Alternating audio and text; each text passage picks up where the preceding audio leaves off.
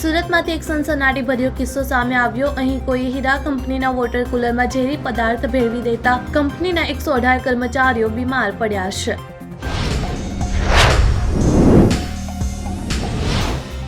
Gold લોનમાં વધી રહેલી ખામીઓને કારણે આરબીઆઈએ કડક વલણ અપનાવ્યું છે। ગોલ્ડ લોન કંપનીએ સુનિશ્ચિત કરવું પડશે કે સોનાની શુદ્ધતા અને વજન વગેરેની તપાસ માટે એક સ્વીકાર્ય પ્રક્રિયા અપનાવવામાં આવે।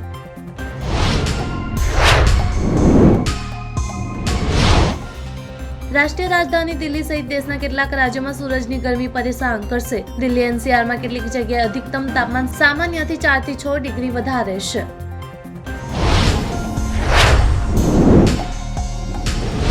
ગુજરાત ટાઇટન્સે આઈપીએલ 2025ની પોતાની પહેલી મેચ હારવાના નિરાશમાંથી બહાર આવીને સતત ચોથી જીત નોંધાવી છે। શુભમન ગિલના નેતૃત્વ હેઠળ આ મેચ એકતરફી જીતી છે।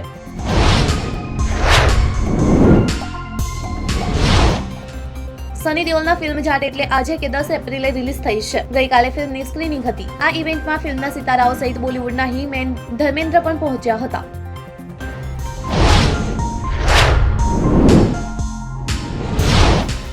હિમાચલ પ્રદેશના મોટા ભાગના ભાગોમાં હવામાન ખુશનુમા રહે છે। મોટા ભાગના વિસ્તારોમાં ભારે વરસાદની આગાહી છે, જ્યારે લાહોલ અને સ્પીતિમાં હિમવર્ષા થઈ રહી છે।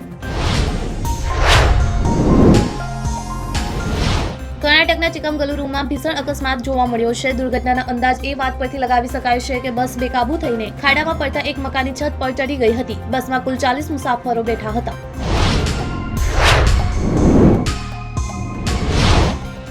અમેરિકા સ્થિત જગવિખ્યાત અર્થશાસ્ત્રી અને સંયુક્ત રાષ્ટ્રસંઘના સલાહકાર અધ્યાપક જેફરે સાન્સે ભારતને અમેરિકાની જીઓપોલિટિકલ રણનીતિઓનો હિસ્સો બનાવવા સામે બચવાની સલાહ આપી છે।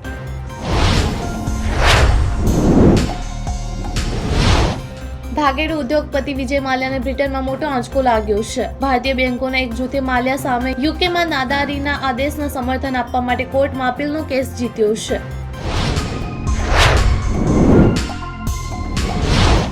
દિલ્હીથી બેંકોક જઈ રહેલી એર ઇન્ડિયાની ફ્લાઇટમાં બિઝનેસ ક્લાસમાં એક પુરુષ યાત્રીએ એક ખાનગી કંપનીના મોટા અધિકારી પર પેશાબ કરી દીધો છે। એર ઇન્ડિયાએ આ ઘટનાની પુષ્ટિ કરી છે।